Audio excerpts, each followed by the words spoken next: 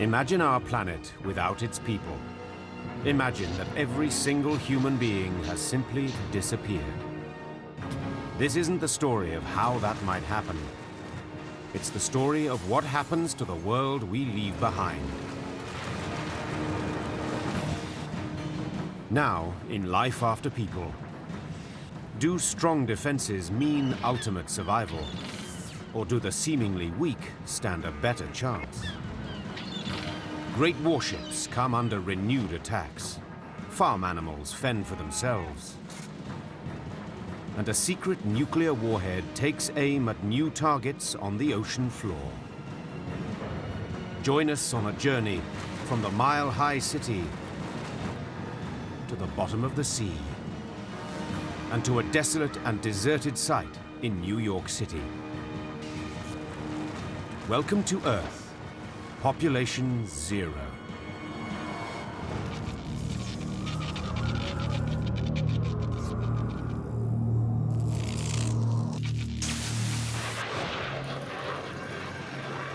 Nothing on Earth was built tougher than the machinery of war.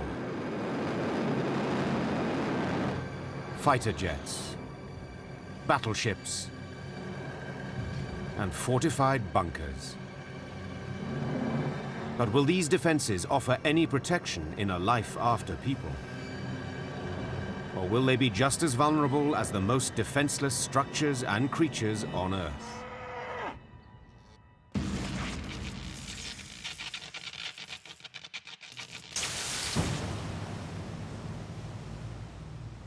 One day after people. In the depths of the Pacific Ocean is a relic of the Cold War. A ticking time bomb. In 1968, the Soviet submarine K-129 sank under mysterious circumstances. It was carrying a mini arsenal of nuclear weapons, including 2 nuclear torpedoes and 3 SS-N5 Serb missiles, each with a 1-megaton warhead.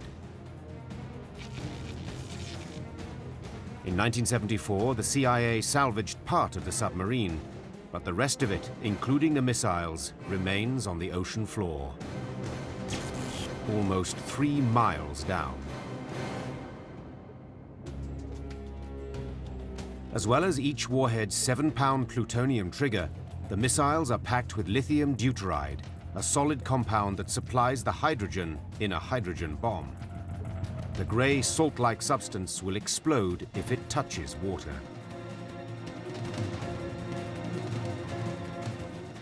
When the submarine sank, at least one of the warheads may have been damaged. One day after people, their tough metal skins are still keeping out the water, at least for now.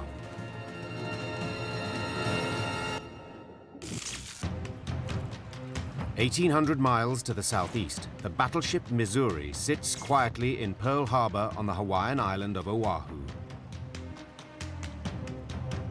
Permanently moored here as a museum ship since 1998, this was the last American battleship ever launched and the last to be decommissioned. It's 5 feet longer and 18 feet wider than the Titanic. Launched in 1944, its decks witnessed the Japanese surrender in the Second World War. Its guns fired on their last targets in 1991 during Operation Desert Storm.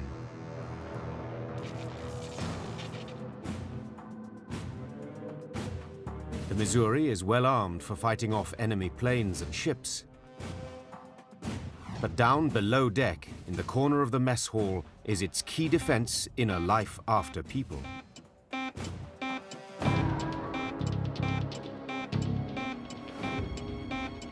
It's one of the control units for the Missouri's cathodic corrosion protection system.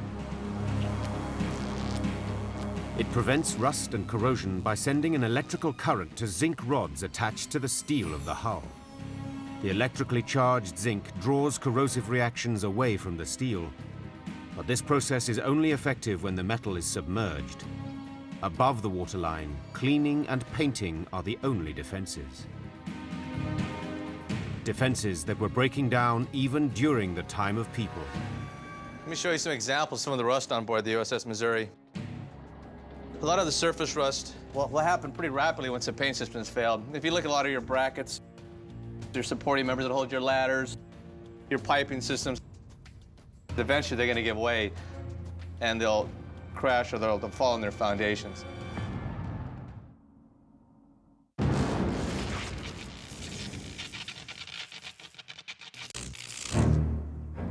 Two days after people. Some of the world's most defenseless creatures face a world for which they are completely unprepared. There are 9 million dairy cows in the United States alone, and they're used to being milked 2 or 3 times a day.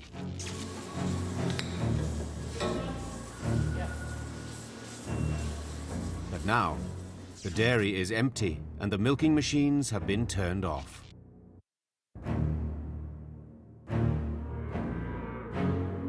Milk cows are incredibly dependent upon humans. As soon as we disappeared and they were off their schedule, their regular milking schedule, they'd be confused. When is someone going to come and get me and bring me into the milking parlor? When is someone going to bring me more food? They'd be mooing, vocalizing, trying to let us know that they need some attention. While some will develop infections of the udder, the pain and discomfort most suffer will only be temporary. Surprisingly, the vast majority of them would do what we call dry up. They would stop lactating. The milk that she retains in her udder would just absorb back into the body, and her system would tell her, hey, time to stop producing milk. That would take about 2 weeks. But not all dairy cows are safe. Probably the animals that would be under the most stress and would have the biggest problem if humans disappeared would be the baby calves, because they're incredibly vulnerable and dependent upon humans.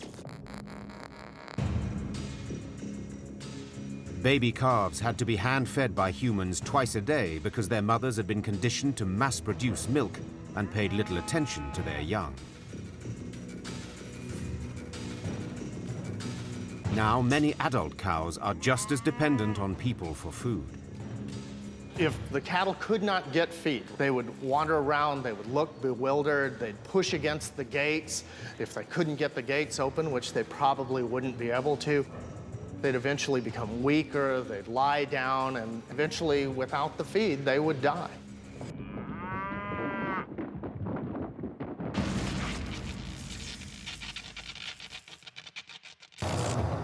It's 3 days after people. 4,000 fighter jets, bombers, and other aircraft lie in formation in the Arizona desert. But this phantom fleet is covered in a ghostly white. And it's not pilots, but coyotes that prowl these grounds.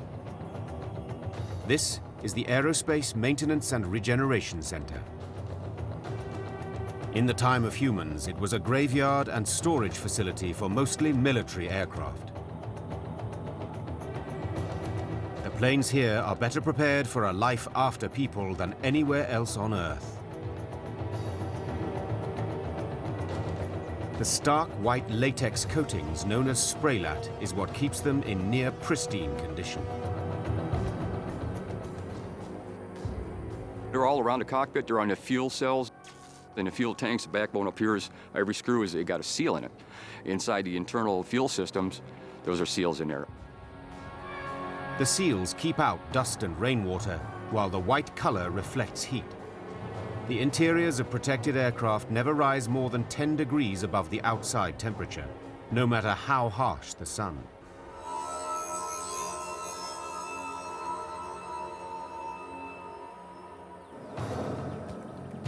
For these aircraft, the end won't come from the sun, but from the ground below.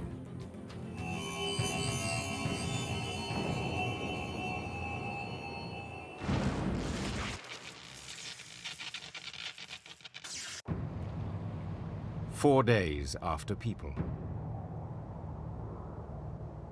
Near Pearl Harbor, the hands on the clock of the iconic Aloha Tower have come to a stop.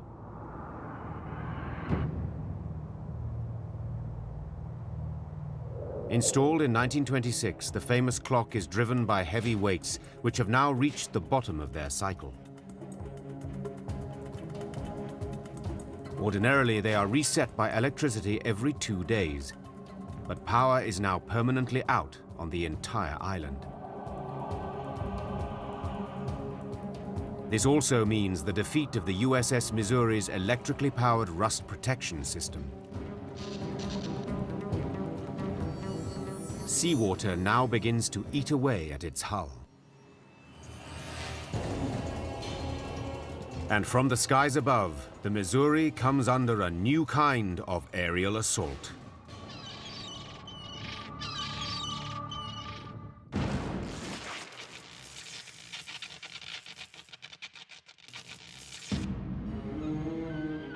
Six months after people.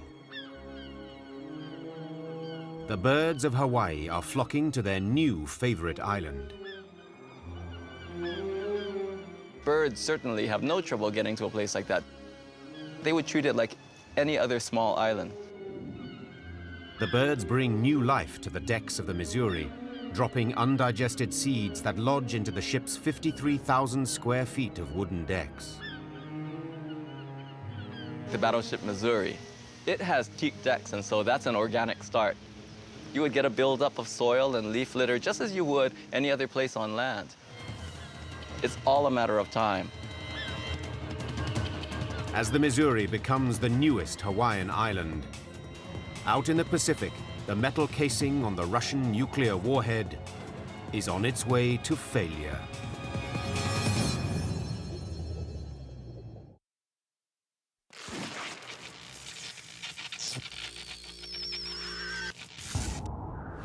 It's 15 years into a life after people.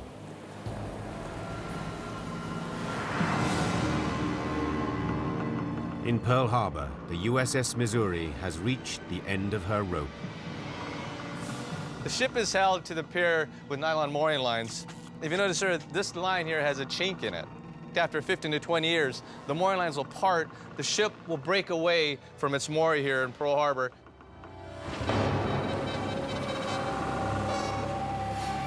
As the lines snap, the mighty ship pulls away from the dock. Now adrift, what will be its fate?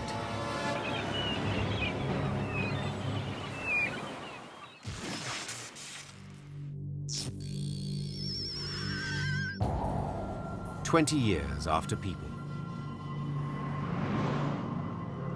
In the Arizona desert, the mummified aircraft waiting in an eternal holding pattern are showing signs of distress.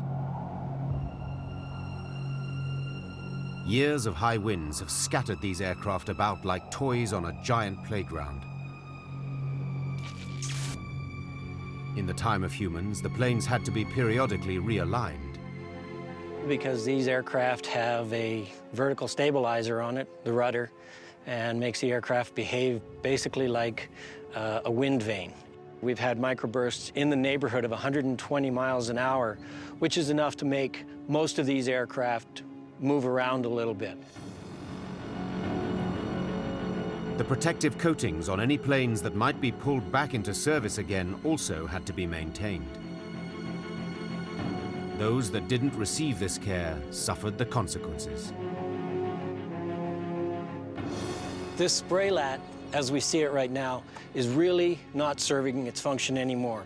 Rainwater can get in under here, and it can actually seep along the spraylat underneath the layer of protection.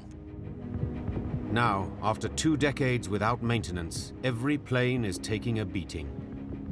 The paint is wearing thin, and rust is corroding the joints. The canopies are clouding from UV damage, and fighter jet engines have become homes for birds. The wings on these aircraft are not likely to fall off.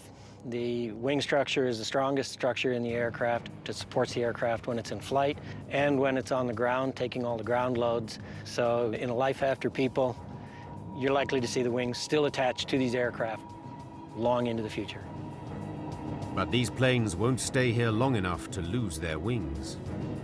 What we're seeing here is an example of some of the erosion caused by rainwater runoff. This is something that's common to all the aircraft that are stored here. And the chances are very good that this sort of erosion could have occurred in a single storm. As the desert rains sculpt out soil from below, desert winds sweep in dust from above. The earth begins to swallow what was once a mighty fleet.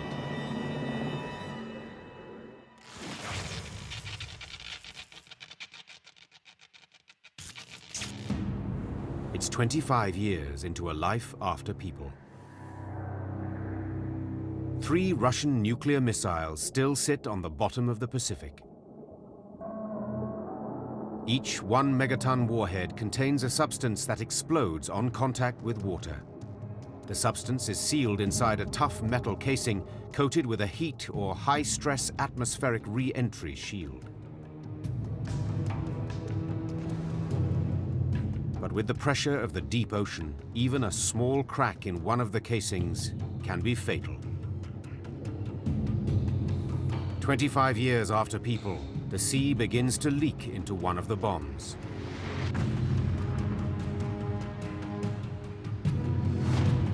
The explosion is muted by the same ocean pressure that opened the crack, pressure the equivalent of being crushed by a 1.75 million pound weight.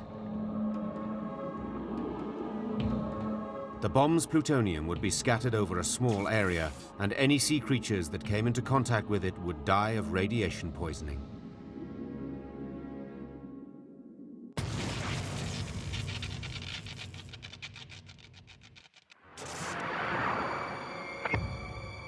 "30 years after people. On land, most of the world's dairy cows have died out. Even those that found enough food on the farm or were able to escape their pens couldn't find a way to reproduce. In order to keep producing milk, dairy cows needed to be pregnant at least once a year. In the time of humans, this was frequently achieved through artificial insemination. Many dairy cows spent their whole lives without ever laying eyes on a bull.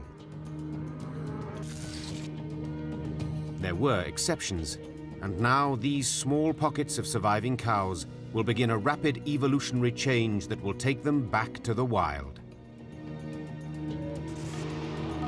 Places like the plains of Colorado will make perfect grazing ground.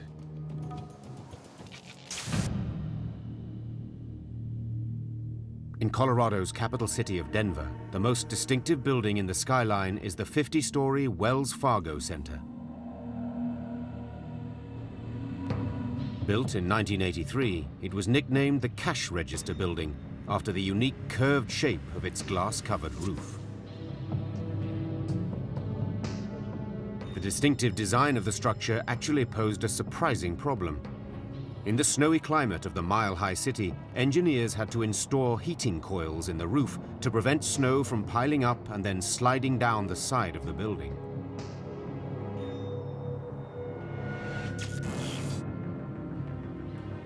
With the coils no longer functioning, the building now wears a crown of icy snow that drips moisture into the floors below. Every now and then, the center of Denver is witness to an urban avalanche.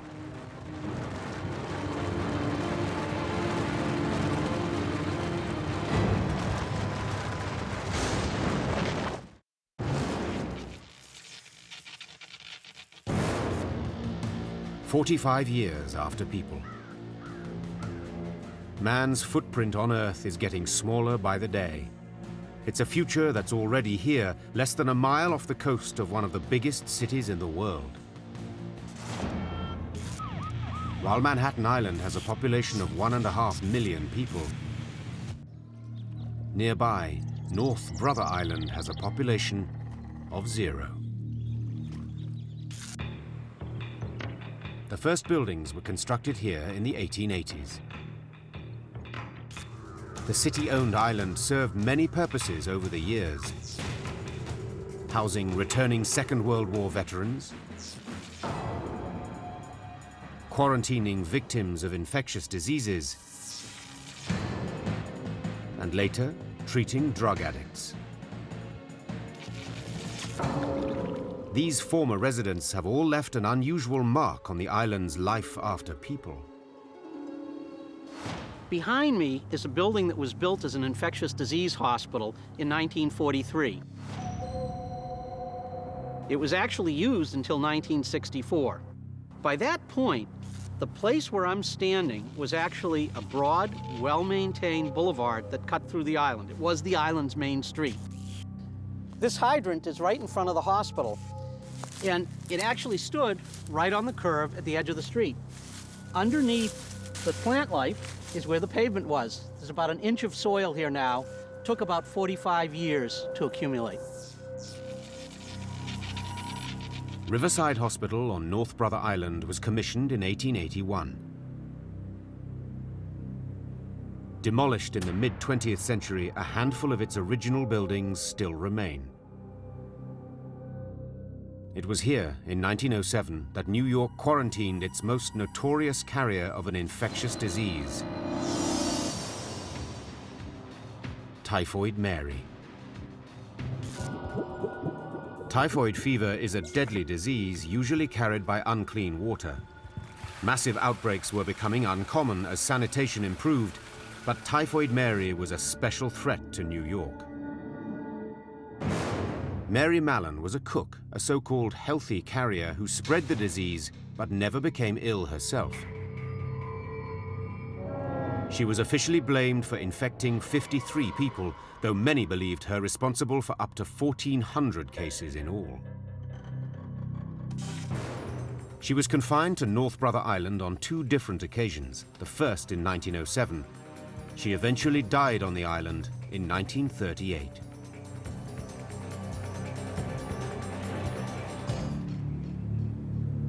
Isolated from the city by water, North Brother Island was entirely dependent on boats to keep its population supplied with everything from food to fuel.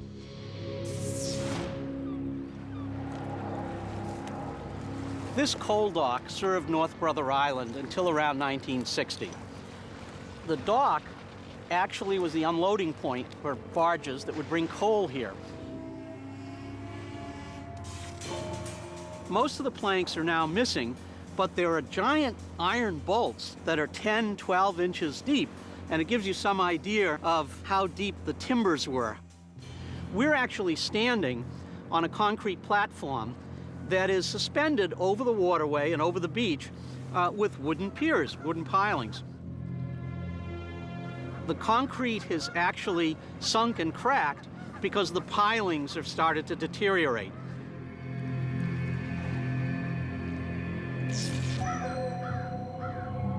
Life was seldom easy in this place, where critically ill people hoped for cures from diseases that terrified the outside world. The structures that sheltered them are now in critical condition themselves. In the oldest of the brick buildings, decades of freeze-thaw cycles are prying walls apart. Inside, the old coal boilers are rusting away from moisture, while the rest of the hospital succumbs to the unchecked growth of insidious plant life. We're here at the entrance to the hospital. This served as a drug rehab center. Patients had to be brought here. This is an island. Many of the plants that are growing here also had to be brought here. Invasive vines like kudzu, honeysuckle, and Asiatic bittersweet have taken over the island, and in doing so, have given water birds a new home. The island represents critical nesting habitat. These types of birds don't just nest anywhere. They need a certain amount of protection, distance from predators. So North Brother Island is one of the few patches in New York State where these birds are able to nest.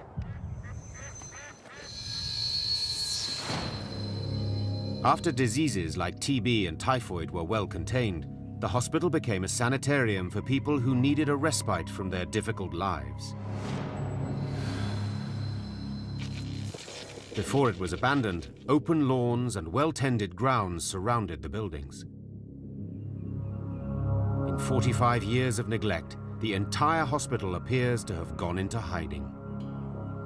Believe it or not, these were the tennis courts in North Brother Island, Riverside Hospital. We're seeing 40 years worth of plant succession, naturalizing the site, soil accumulation. You could just kick away some of the organic matter. We've got the asphalt former surface. A layer of soil now covers the old tennis court, where battle-hardened veterans once tried to forget the horrors of war. Now, nature has attacked the asphalt with its own weapons. This is a Norway maple. It's growing around the post that held the tennis net. The seed probably dropped in a crack around 1964. It's growing for about 44 years. Could you imagine playing in a tennis court like this now? The island's web of vine has found its way inside the buildings as well. We're in one of Riverside Hospital's large general wards, originally built to house tuberculosis patients. It was never used for that purpose. The only thing alive here now is the porcelain berry. This has grown up from the ground up to this fourth floor, through this fourth floor window. Porcelain berry has been recorded to grow as much as a foot a day. That's almost fast enough to watch.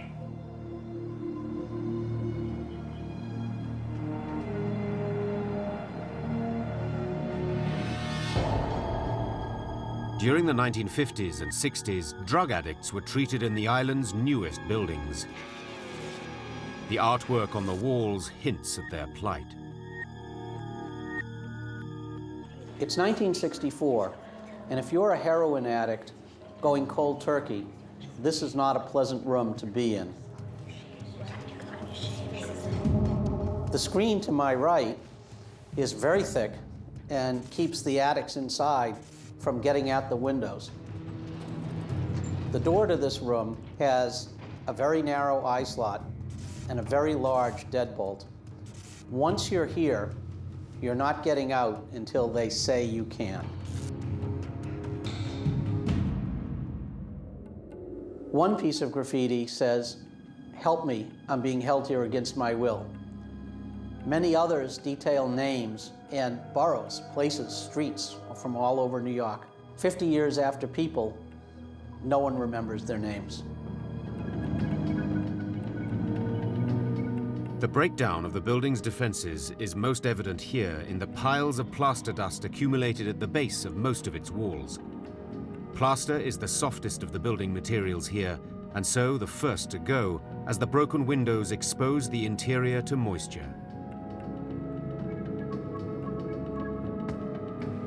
What's revealed underneath are the thick bricks used to isolate each room from the next. This building says to me that it was built for solitude, built for quiet. When the building was originally built, it was meant to be a tuberculosis sanatorium. Time has subverted the building's original purpose. What was originally a building meant for isolation and solitude is now a building that's a part of a cacophony of nature. And that's what happens after People. The open air is not the only place on Earth where nature's tentacles are strangling what the humans have left behind. In shallow seas, once great warships are fighting a battle with ocean life. A battle they cannot win.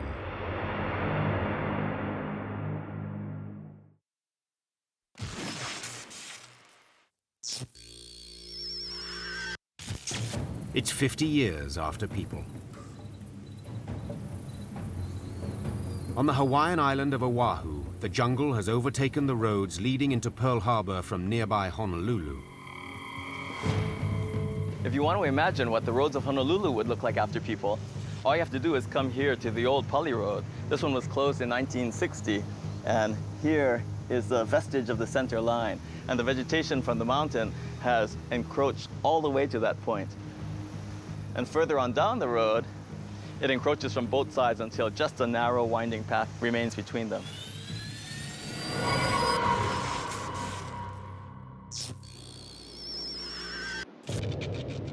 65 years after people. Even the toughest built relics of war have started to decay. Along the coast of France, silent guns, barbed wire, and iron beach obstacles are succumbing to rust. In the time of humans, this could already be seen at the imposing artillery emplacements of Pont du Hoc, which overlooks the Normandy beaches.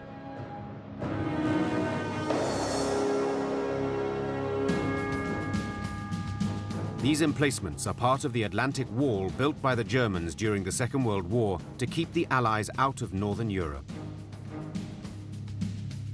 On the 6th of June 1944, Pont du Hoc was pummeled by American forces during the massive D-Day invasion.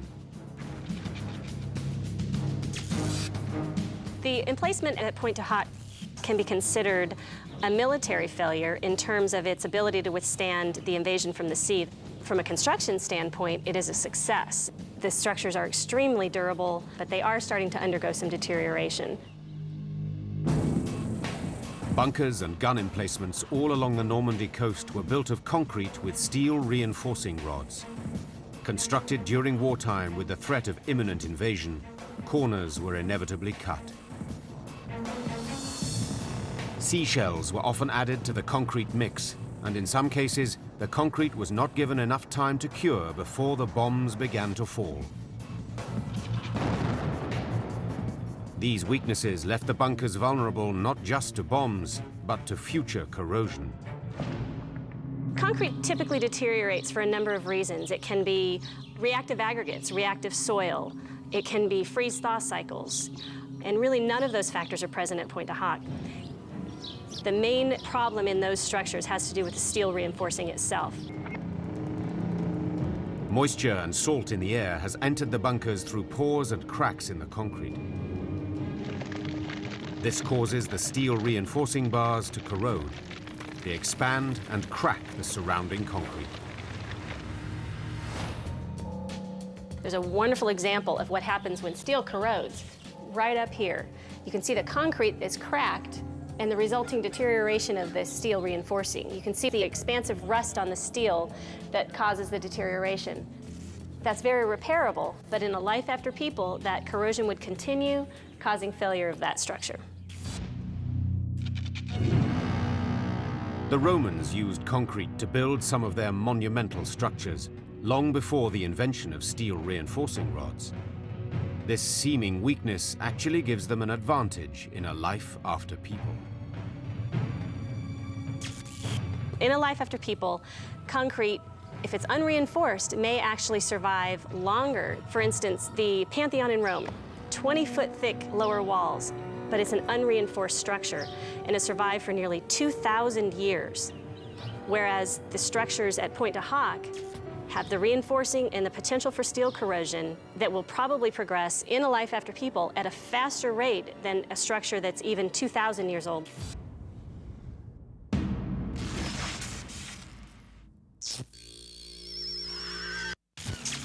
It's 70 years after people.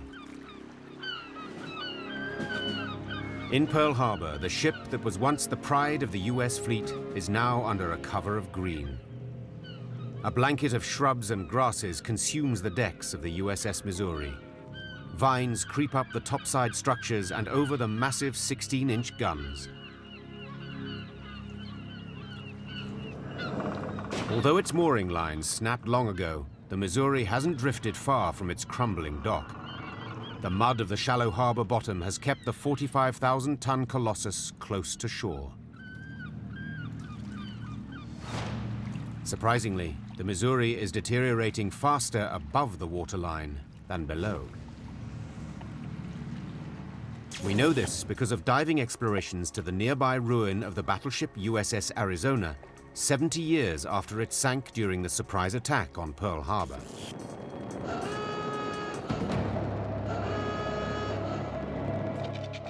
After decades underwater, the exposed parts of the Arizona have become heavily rusted. But below the waterline, the hull has been preserved by an army of multicolored sponges, featherworms, and corals. Basically, the incrustation is like a scab that covers the ship that actually protects the ship from corrosion, slows the corrosion rates down. So when the incrustation is present, the corrosion rates are much lower. And while marine life forms a protective layer on the Arizona's steel hull, the ship's wooden deck is covered with a layer of silt and sediment that offers its own protection. The wood-boring organisms, which would normally have deteriorated the deck, have been kept out, and so the teak decks are very well preserved. If you brush away the silt just a little bit, they're smooth and hard and look like they did on December 7th, 1941, when the sailors were walking the decks.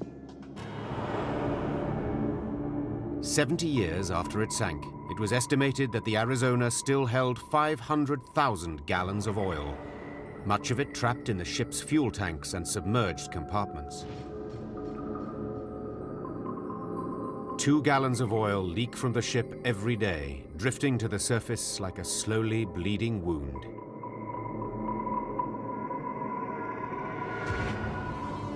Will this be the fate of the USS Missouri? Or will it chart its own course of destruction in a life after people? And back in Denver, the biggest avalanche is yet to come.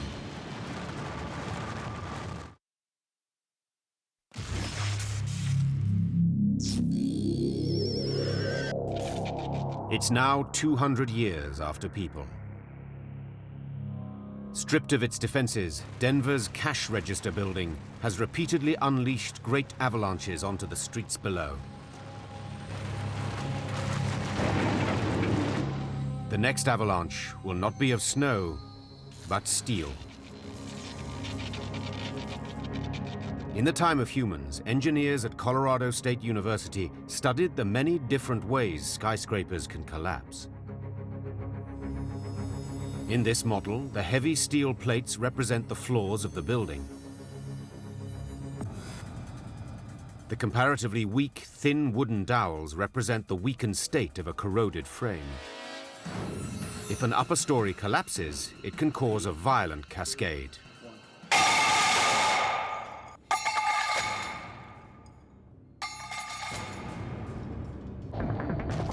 When the top floor of the building releases from the columns, its total weight is moving due to gravity. But by the time it hits the floor just directly below it, it has a force twice its own weight. And that effect would just increase and increase as the floors go down. A building as tall as the Wells Fargo building in downtown Denver could have this cascading effect, perhaps 200 years in time.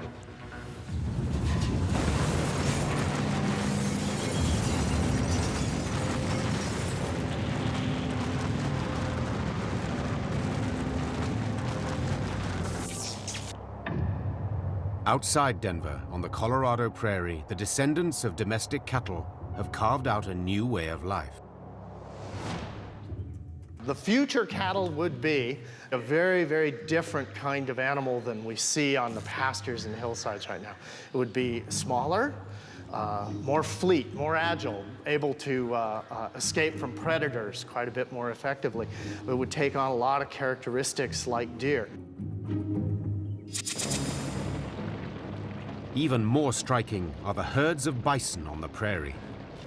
Before man hunted them to near extinction, there were as many as 60 million of these massive beasts roaming America. By the 21st century, that population had dwindled to 350,000. Supremely fit for this terrain, 200 years without people has allowed their numbers to explode. Once again, the buffalo can roam.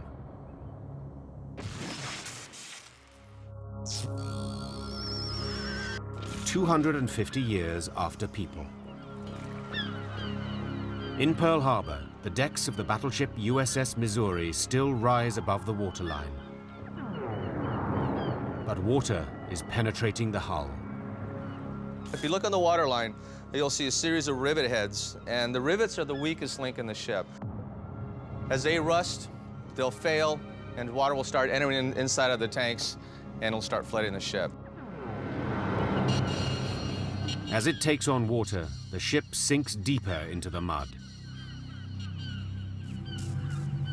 The ship's deck will remain 10 feet above water, allowing the elements to continue to wear away her superstructure. How long will the Missouri's hull remain intact?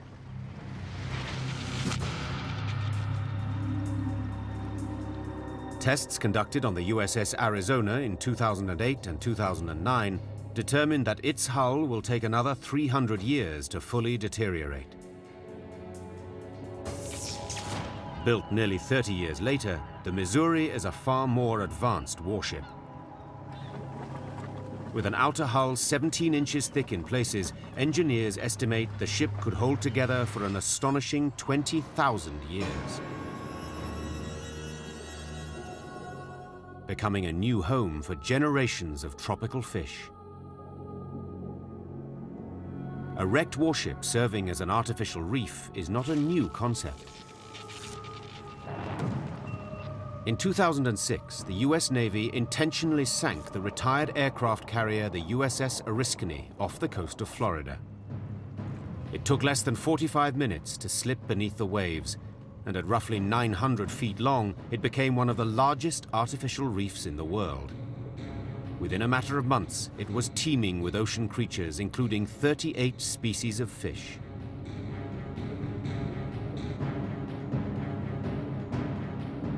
The Missouri became known as the Great Carrier Reef.